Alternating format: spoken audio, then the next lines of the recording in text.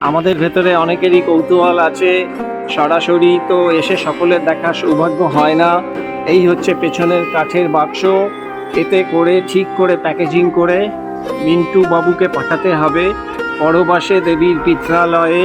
কথা বলায় ব্যস্ত শিল্পী মিন্টু বাবু কাজ করে চলেছেন। ওই দেবী যাবে জার্মানিতে, লক্ষ্মী সরস্বতী দৃষ্টিদান অর্থ।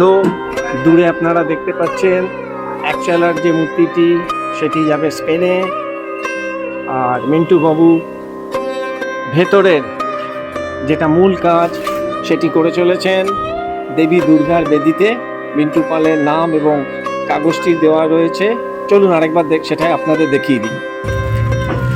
এই হচ্ছে শিল্পী মিন্টু পালের লেবেল, বেদিতে লাগানো রয়েছে। 24শে জুন 2024 সাল।